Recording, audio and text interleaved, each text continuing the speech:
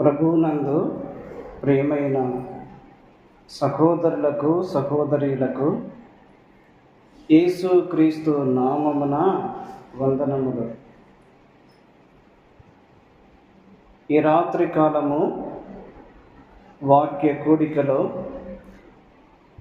వాక్య పరిచర్య చేయడానికి ప్రభువు నాకు ఇచ్చిన అవకాశమును బట్టి ప్రభువును స్తుతిస్తూ, అలాగే స్థానిక సంఘములోని బాధ్యత కలిగిన పెద్దలకు, తోటి దైవ సేవకులకు, స్థానిక సంఘానికి ప్రేమ వందనములు తెలియచేస్తూ ఉన్నాను.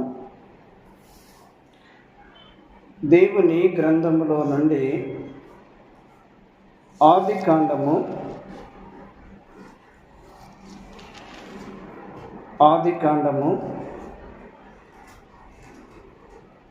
46వ అధ్యాయము.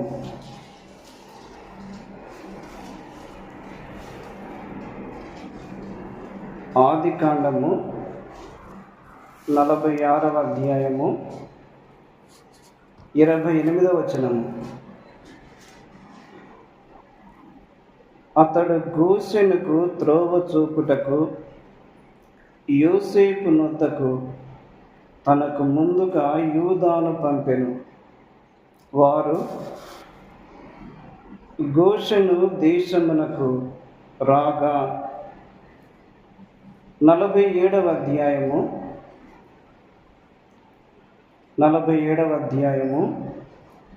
4వ వచనము.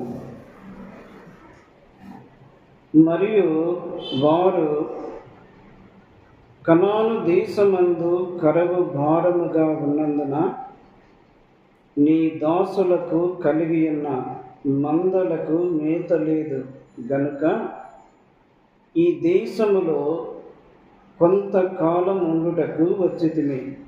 కాబట్టి గోషెను దేశములో నీ దాసులు నివసింప సెలవిమ్మని ఫరోతో అనగా, ఫరో యోసేపును చూచి, నీ తండ్రియు నీ సహోదరులను నీ యొద్దకు వచ్చియున్నారు. ఐగుప్తు దేశము నీ ఎదుట ఉన్నది. ఈ దేశములోని మంచి ప్రదేశమందు నీ తండ్రిని నీ సహోదరులను నివసింపచేయుము. గోషెను దేశములో వారు నివసింపవచ్చును. వారిలో ఎవరైనా ప్రజ్ఞ గలవారని నీకు తోచిన ఎడల నా మందల మీద వారిని అధిపతులుగా నియమించుమని చెప్పెను. ప్రార్థన చేసుకుందాం. కృపా కనికరములు గల మా తండ్రి, మీకు స్తోత్రములు చెల్లిస్తూ ఉన్నాము.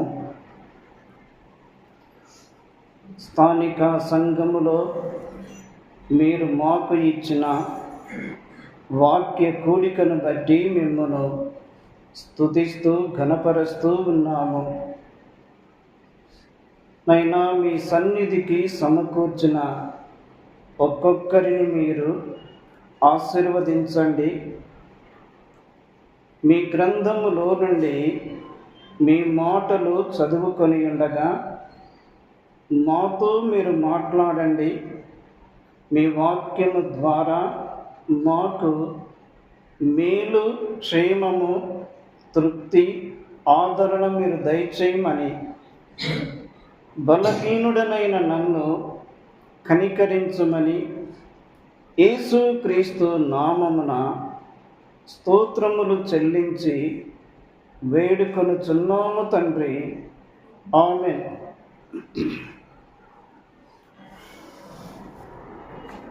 ప్రభువునందు ప్రియులారా, ఈ రాత్రి కాలము ఆదికాండము 46వ అధ్యాయము 28వ వచనము, అలాగే 47వ అధ్యాయము 4 నుండి 6 వచనాలు మనము చదువుకున్నాము.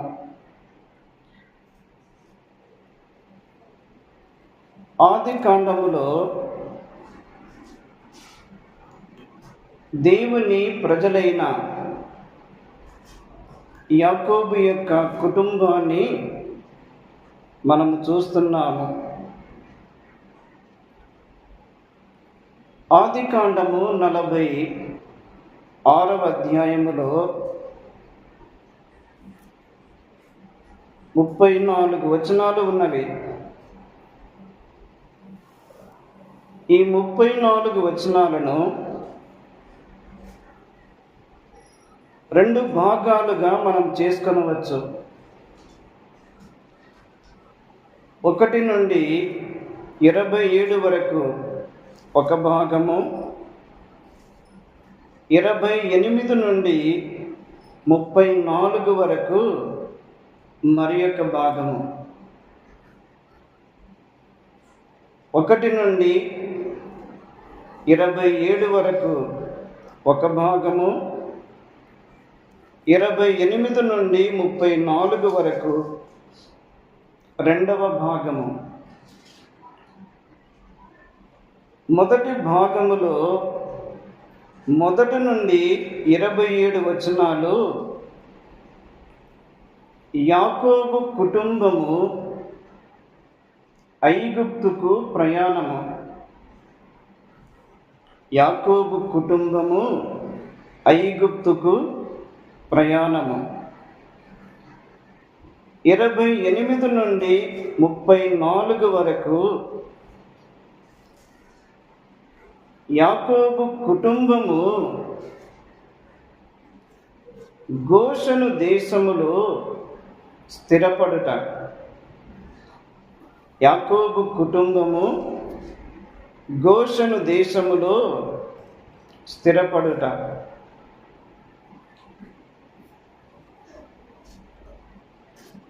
46వ అధ్యాయములో ఇశ్రాయేలు తనకు కలిగినదంతయు తీసుకొని ప్రయాణమై బయలుదేరి వెళుతూ ఉన్నాడు. ఎక్కడ నుండి? కనాను దేశము నుండి ఐగుప్తు దేశానికి ప్రయాణమై బయలుదేరి వెళుతూ ఉన్నాడు. ఈ ప్రయాణములో బెయేర్షెబాకు వచ్చినప్పుడు ఇశ్రాయేలు తన తండ్రి అయిన దేవునికి బలులు అర్పించాడు. ఆ బలులు అర్పిస్తున్న సమయములో రాత్రివేళ దేవుడు యాకోబును దర్శించి, యాకోబు యాకోబు అని ఇశ్రాయేలును పిలిచెను. యాకోబు దేవుని యొక్క స్వరమును విని, చిత్తము ప్రభువా అన్నాడు. అయితే దేవుడు, నేనే దేవుడను, నీ తండ్రి దేవుడను. నీ తండ్రి దేవుడను, నీవు ఐగుప్తుకు వెళ్ళుటకు ఏమాత్రము కూడా భయపడకుము. ఐగుప్తునకు వెళ్ళుటకు ఏమాత్రము కూడా భయపడకుము. అక్కడ నిన్ను గొప్ప జనముగా చేసేదను. మాత్రమే కాకుండా దేవుడు 4వ వచనములో ఒక మాట అంటున్నాడు. ఏమని? నేను ఐగుప్తునకు నీతో కూడా వచ్చేదను. ఈ మాట ఎంత శ్రేష్టమైన మాట! దేవుడు ఆదికాండం 12వ అధ్యాయములో అబ్రహాముకు వాగ్దానము చేశాడు. నీ మూలముగా సమస్త వంశములన్నీ ఆశీర్వదింపబడును. నీవు ఆశీర్వదించు వారిని నేను ఆశీర్వదించెదను, నిన్ను దూషించు వానిని నేను శపించెదను. ఆ వాగ్దానం ప్రకారము ఆ క్రమములో యాకోబు తండ్రి ఇంటి నుండి మామ ఇంటికి బయలుదేరి వెళుతున్నప్పుడు కూడా, ఆ ప్రయాణములో కూడా దేవుడు యాకోబుకు అభయమును ఇచ్చాడు. ఏమిటి అభయము? నీవు వెళ్ళు ప్రతి స్థలమందు నేను నిన్ను కాపాడుచు తిరిగి మరలా ఈ దేశమునకు నిన్ను రప్పించెదను. ఇక్కడ కూడా కనాను దేశము నుండి యాకోబు యొక్క కుటుంబము ప్రయాణమై ఐగుప్తుకు బయలుదేరి వెళుతూ ఉన్నారు. ఈ ప్రయాణములో దేవుడు యాకోబుతో రాత్రివేళ, యాకోబు నీవు ఐగుప్తుకు వెళ్ళుటకు ఏమాత్రము కూడా భయపడకుము, నేను ఐగుప్తునకు నీతో కూడా వచ్చేదను. చాలాసార్లు మనకున్న పరిస్థితులను బట్టి, మనము క్లిష్టమైన పరిస్థితులలో వెళుతూ ఉన్నప్పుడు, క్లిష్టమైన మార్గాలలో వెళుతూ ఉన్నప్పుడు, మనకు శ్రమలు ఎదురవుతూ ఉన్నప్పుడు, మన చుట్టూ సంకటములు ఏర్పడుతూ ఉన్నప్పుడు, మనకున్న పరిస్థితులను బట్టి ప్రభువు నన్ను విడిచిపెట్టాడు అని మనం అనుకుంటాము. కానీ వాగ్దానము చేసిన దేవుడు నమ్మకమైన దేవుడు. నేను నీతో కూడా వచ్చేదను మాత్రమే కాకుండా నేను నిశ్చయముగా నిన్ను తిరిగి తీసుకొని వచ్చేదను. ఎక్కడికి? నీవు ఐగుప్తుకు వెళుతూ ఉన్నావు. నీ ప్రయాణములో నేను కూడా నీతో ఉంటాను. నీవు ఐగుప్తులో నుండి నిన్ను తిరిగి మరలా కనాను దేశమునకు తీసుకొని వచ్చేదను. ఎంత గొప్ప వాగ్దానము! మన జీవితాలలో మనకేమైనా పరిస్థితులు ఏర్పడి ఉన్నాయి అంటే, ఆ పరిస్థితులలో నుండి ప్రభు తన హస్తమును మనకు చూపించుట కొరకై, ఆ పరిస్థితులలో ప్రభు తన యొక్క బలమును మనకు చూపించుట కొరకై, ఆ పరిస్థితులలో ప్రభు తన కార్యములు మనకు చూపించుట కొరకై కొన్నిసార్లు క్లిష్టమైన పరిస్థితుల గుండా ప్రభు మనలను నడిపించువాడు. అందుకే యెషయా గ్రంథములో ఒక మాట వ్రాయబడి ఉంది. ఏమని? తల్లి అయినా మరచును కానీ నేను నిన్ను మరువను. చూడుము, నా అరచేతుల మీద నేను నిన్ను చెక్కుకొని ఉన్నాను. ఒక మాట చూడండి, యెషయా గ్రంథము, దేవునికి ఇశ్రాయేలుకు ఉన్న ఆ ప్రేమానుబంధము. యెషయా గ్రంథము 44వ అధ్యాయము 44వ అధ్యాయము 21వ వచనము. యాకోబు, ఇశ్రాయేలు, వీటిని జ్ఞాపకము చేసుకొనుము. నీవు నా సేవకుడవు, నేను నిన్ను నిర్మించితిని. ఇశ్రాయేలు, నీవు నాకు సేవకుడవై ఉన్నావు, నేను నిన్ను మరచిపోజాలను. ఇశ్రాయేలు దేవుని పలు సందర్భాలలో, పలు స్థలాలలో దేవుని మరిచిపోయి లోకమును ప్రేమించిన సందర్భాలు ఉన్నవి. కానీ దేవుడు ఇశ్రాయేలు దారి తప్పిపోయినా, ఇశ్రాయేలు సరికాని మార్గములో వెళుతూ ఉన్నా, ఇశ్రాయేలు దేవునికి అవిధేయత చూపిస్తున్నా, దేవుడు పలు రకాలుగా ఇశ్రాయేలును తిరిగి తన యొద్దకే రప్పించుకుంటున్నాడు. నిజమే, మన ఆత్మీయ జీవితములో ప్రభు మనకు ఏర్పాటు చేసిన సదుపాయములు ఏమిటి? దేవుని వాక్యమే సదుపాయము, ప్రార్థనే సదుపాయము, ఆత్మ నడిపింపే సదుపాయము, దేవుని సంఘమే సదుపాయము, దేవుని బిడల యొక్క సహవాసమే సదుపాయము. దేనికి ఇవి? మనము దేవునికి దగ్గరవుట కొరకై, మనము దేవునిలో స్థిరపడుట కొరకై, మనము దేవునిలో బలపడుట కొరకై దేవుడు మనకు ఈ సదుపాయములు ఏర్పాటు చేసి ఉన్నాడు. కాబట్టి దేవుడు ఇశ్రాయేలుతో పాటు ఆయన కూడా వారి వెంట ఉన్నాడు. చూడండి, 46వ అధ్యాయము, ఆదికాండము 46వ అధ్యాయము 6వ వచనం చూడండి.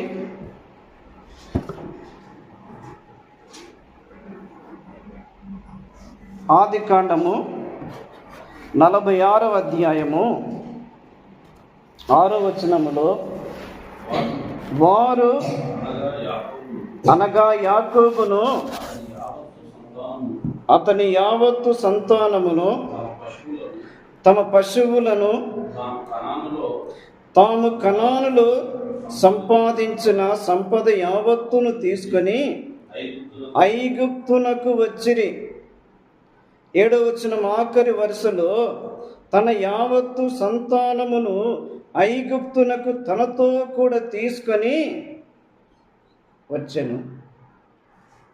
ఇక్కడ యాకోబు యొక్క కుటుంబము కనాను దేశము నుండి వారు ఐగుప్తు దేశానికి ప్రయాణమై బయలుదేరి వస్తూ ఉన్నారు. వారి ప్రయాణములో, వారి మార్గములో దేవుడు వారికి తోడుగా ఉన్నాడు.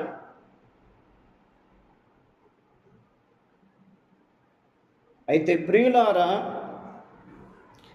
46వ అధ్యాయము 28వ వచనానికి వచ్చేసరికి ఇక్కడ యాకోబు గోషెనుకు త్రోవ చూపుటకు యోసేపు నొద్దకు తనకు ముందుగా యూదాను పంపెను.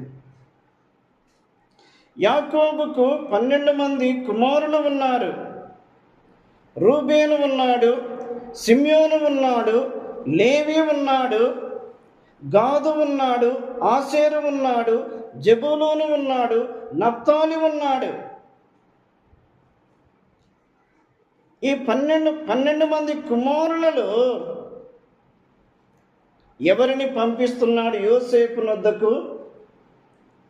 యూదాను పంపిస్తున్నాడు. ఎందుకు? గోషెనుకు త్రోవ చూపుటకు, గోషెనుకు మార్గము చూపుట కొరకై యాకోబు యూదాను ముందుగా యోసేపు నొద్దకు పంపించుచున్నాడు.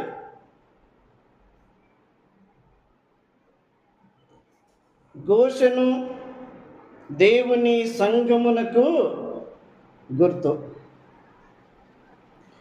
యోసేపు మన ప్రభు అయిన యేసు క్రీస్తుకు గుర్తు. యూదా ఒక రక్షించబడిన ఒక విశ్వాసికి గుర్తు. దేవుని సంఘములోనికి ఒక విశ్వాసి ప్రవేశిస్తూ ఉన్నాడు. దేవుని సంఘములో ఎవరు ఉన్నారు? దేవుని సంఘములో మన ప్రభువు ఉన్నాడు. ఆయన యొద్దకు ఒక విశ్వాసి నడిపించబడుట.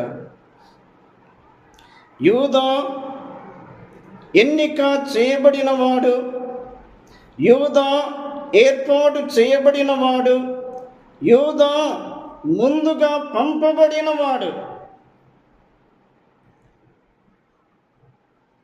ఆత్మీయ జీవితములో కూడా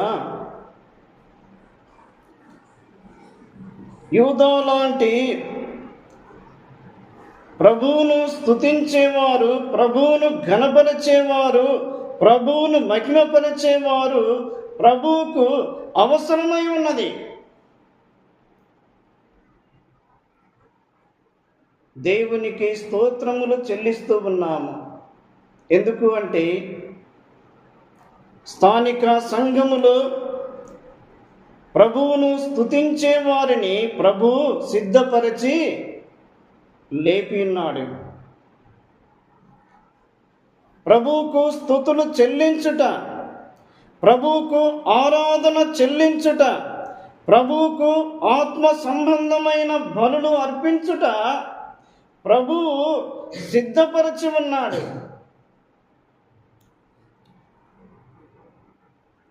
అయితే ప్రియులారా, ఇక్కడ చూడండి 47వ అధ్యాయంలో ఆదికాండము 47వ అధ్యాయము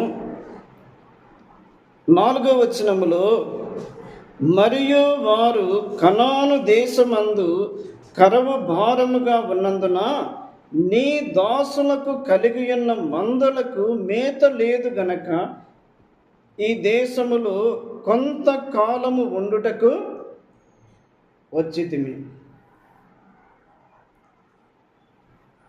ఎంతకాలము? కొంతకాలము కదా.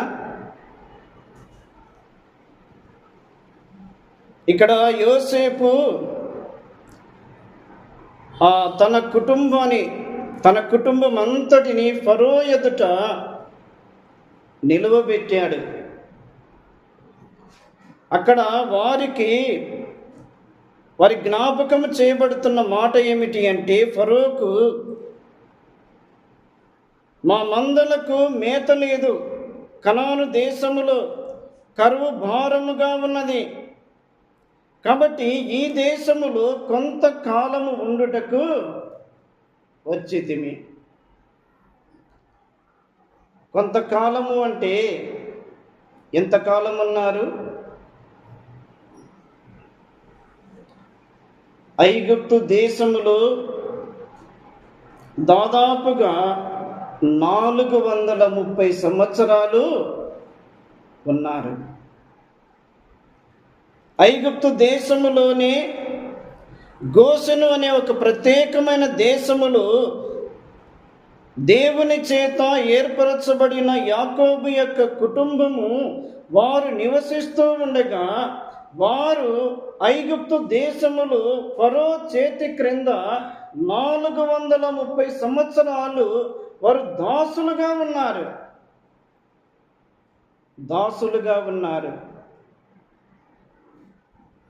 430 సంవత్సరాలు అంటే దినాలు లెక్క వేసినప్పుడు 1,56,950 దినాలు. 1,56,950 దినాలు. ఐగుప్తు దేశములో వారు కొంతకాలము ఉన్నారు, కానీ వారు ఫరో చేతి క్రింద ఉండి వారు ఎంతో నలిగిపోయారు.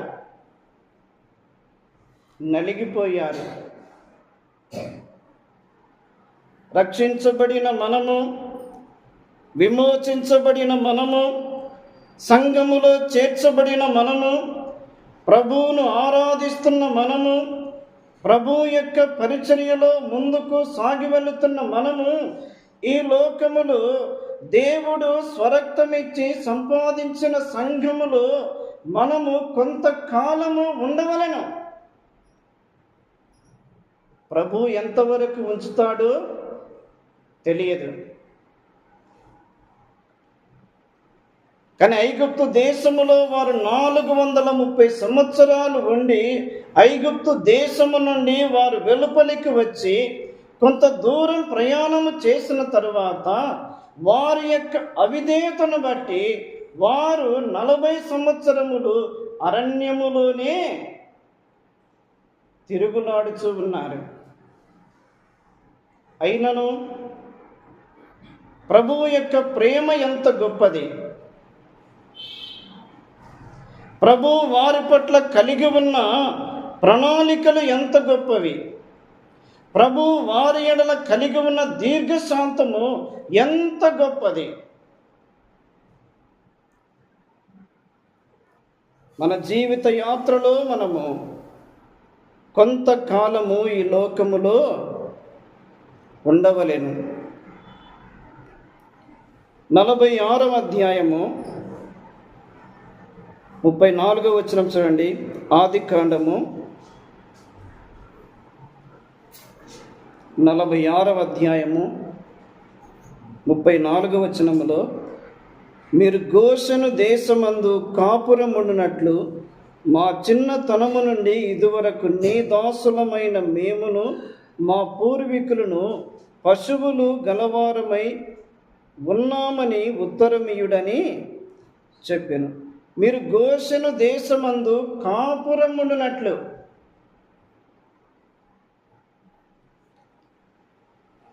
పల్లెటూరి భాషలో ఏమంటారు? ఒక కుటుంబాన్ని, భార్య భర్త వారు కలిగి ఉన్న వారి కుటుంబాన్ని చూచి, అమ్మవారు ఈ ఊర్లో కాపురము ఉన్నారు, లేదా వారు ఒక చోట కాపురము ఉన్నారు. కాపురం ఉండుట అంటే నివసించుట, ఒక స్థలములో నివసించుటయే కాపురము.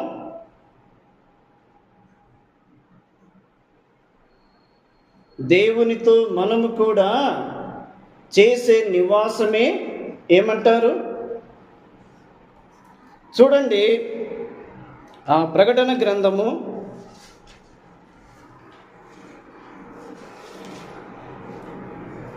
21వ అధ్యాయము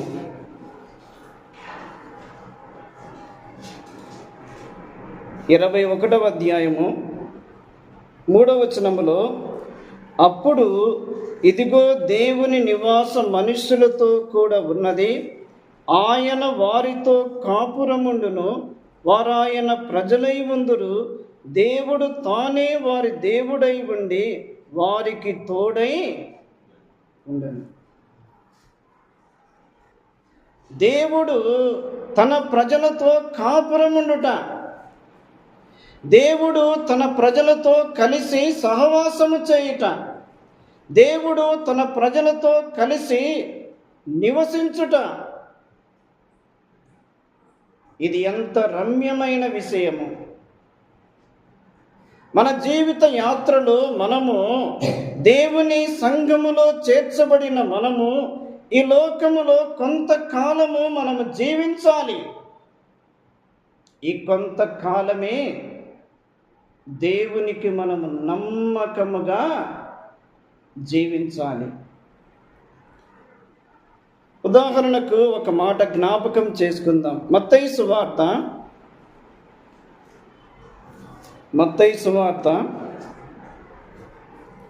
13వ అధ్యాయము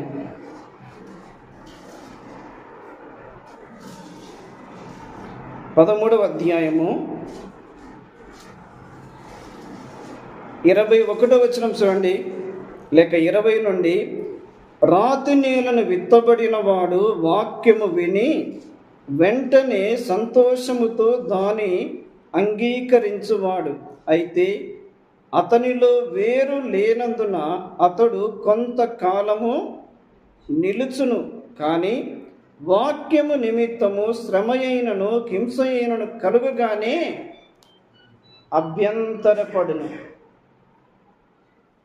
ఇక్కడ 13వ అధ్యాయములో 4 రకముల నేలలు మనం చూస్తున్నాము. ఒకటి, త్రోవ ప్రక్కన పడిన నేల. రెండవది రాతి నేల. మూడవది ముండ్ల పొదలు కలిగి ఉన్న నేల. నాలుగవది మంచి నేల.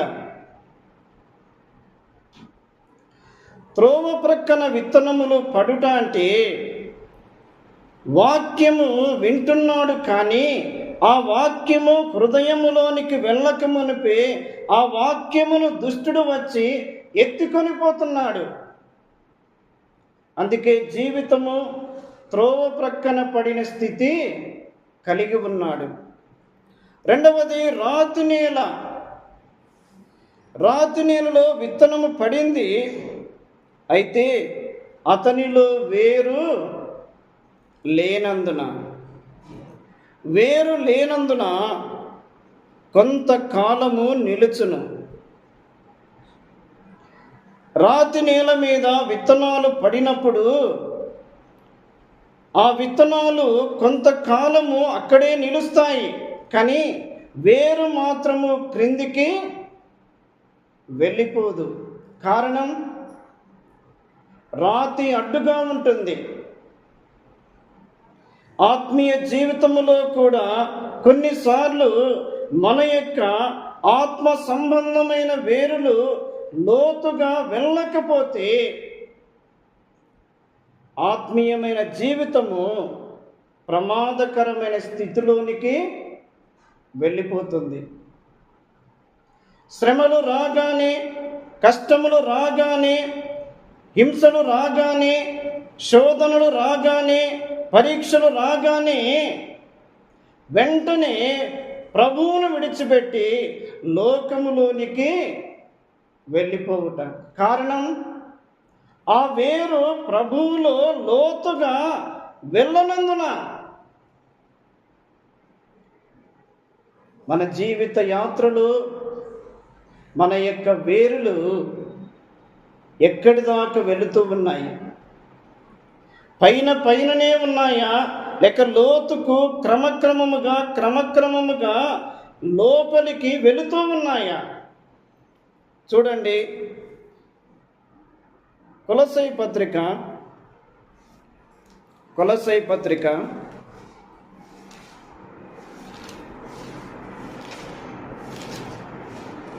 2వ అధ్యాయము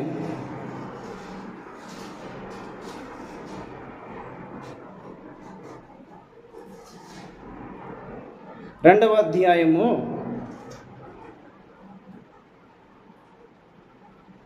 2వ వచనం చూడండి. మీ కొరకును లవదికీయ వారి కొరకును శరీరరీతిగా నా ముఖము చూడని వారందరి కొరకును నేను ఎంతగా పోరాడుచున్నానో మీరు తెలుసుకొనగోరుచున్నాను.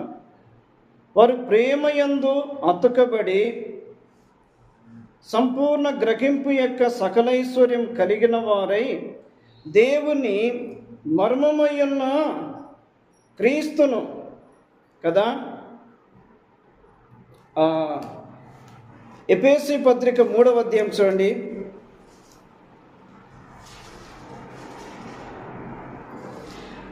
లేకపోతే 2వ అధ్యాయం 6వ వచనం, కొలస్సయి పత్రిక 2వ అధ్యాయము 6వ వచనం చూడండి.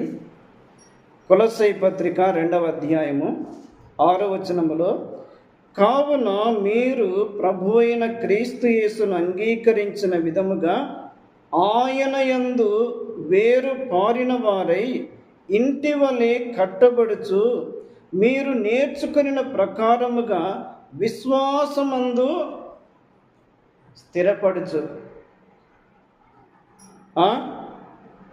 ఆయన యందు వేరు పారిన వారై, ప్రభు అయిన యేసు క్రీస్తును అంగీకరించిన వారు, వారి యొక్క విశ్వాసము అనేది బలపడాలి. వారి యొక్క విశ్వాసము అనేది దినదినము వృద్ధి చెందవలెను. విశ్వాసం అనే వేరు ప్రభువులో లోతుగా వెళ్ళిపోవలెను. ఆయన యందు వేరు పారిన వారై కదా, విశ్వాసమందు స్థిరపడుచు. ఎఫెసీ పత్రిక 3వ అధ్యాయం చూడండి. ఎఫెసీ పత్రిక 3వ అధ్యాయము 15 నుండి 18 వచనాలలో నేను మధ్య భాగములో చదువుతున్నాను. మీరు దేవుని సంపూర్ణత యందు పూర్ణులగునట్లుగా ప్రేమ యందు వేరు పారి స్థిరపడి. కొలస్సయి పత్రిక 2వ అధ్యాయం 6వ వచనములో విశ్వాసం అనే వేరు పారుట, విశ్వాసం అనే వేరు పారి అది స్థిరపడుట అనేది మనం చూస్తున్నాము.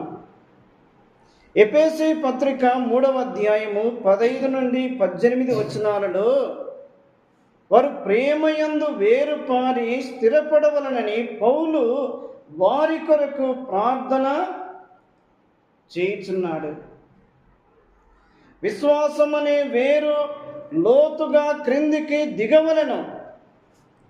ప్రేమ అనే వేరు లోతుగా క్రిందికి దిగవలెను. కొలస్సీ పత్రిక 1వ అధ్యాయము 23వ వచనం చూడండి.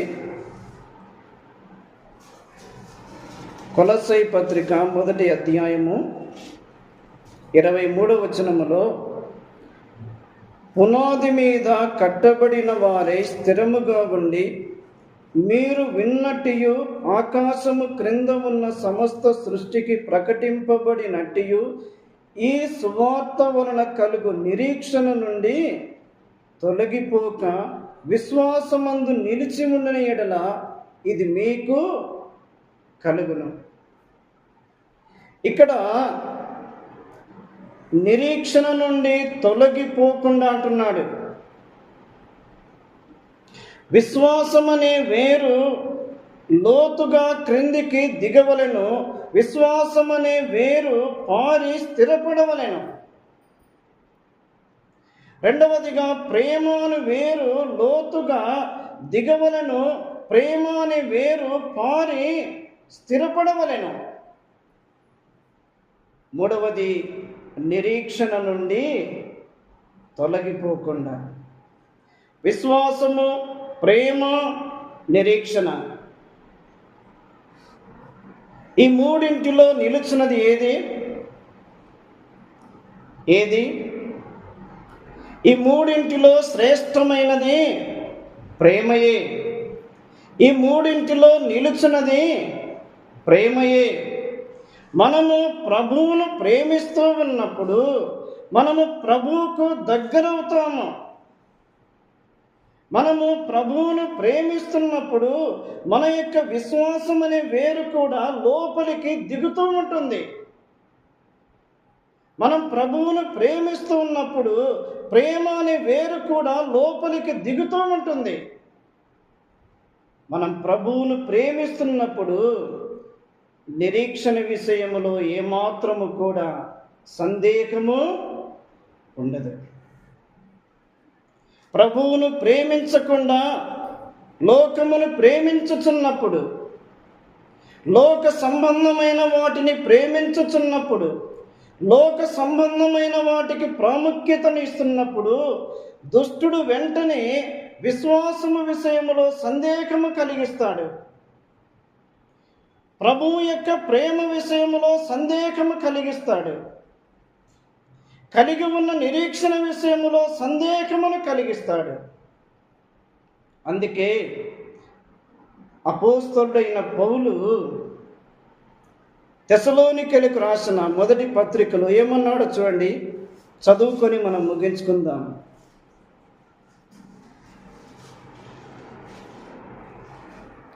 మూడవ అధ్యాయము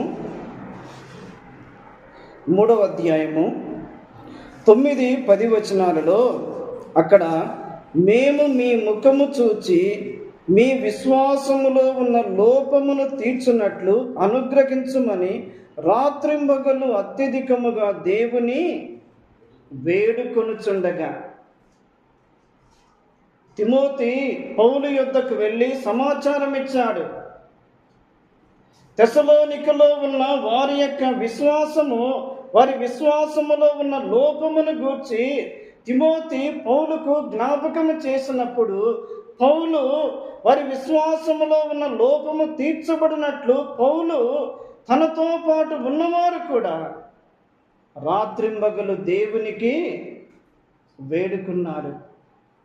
ఇప్పుడు 13వ వచనములో ఏమంటున్నాడు? 3వ అధ్యాయం 13వ వచనములో ఆఖరి వరుసలో మేము మీ ఎడల ఎలాగు ప్రేమలో అభివృద్ధి పొంది వర్ధిల్లుచున్నామో అలాగే మీరును ఒకని ఎడల ఒకడును మనుషులందరి ఎడలను ప్రేమలో అభివృద్ధి పొంది వర్ధిల్లునట్లు ప్రభువు దయచేయునుగాక.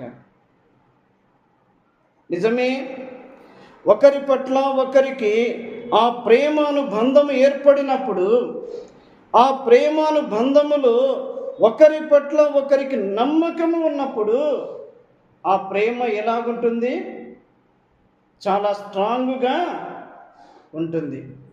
కాబట్టి ప్రియులారా, ఈ లోకములో మనము కొంతకాలమే జీవించాలి. ఆ కొంతకాలములో మనము ప్రభు కొరకు నమ్మకముగా జీవించాలి. విశ్వాసం అనే వేరు లోపలికి పారవలెను, ప్రేమ అనే వేరు లోపలికి పారవలెను, నిరీక్షణ అనే వేరు లోపలికి పారవలెను. ఈ విశ్వాసము, ప్రేమ, నిరీక్షణ ఈ వేరును లోపలికి పారుతూ ఉన్నప్పుడు దేవునికి దగ్గరవుట, దేవుని కొరకు కనిపెట్టుకొని ఉండుట. కాబట్టి ఇట్టి తలంపులతో ప్రభువు మనలను నడిపించునుగాక. దేవుడు ఈ మాటలు మన వెనికిడిలో దీవించునుగాక.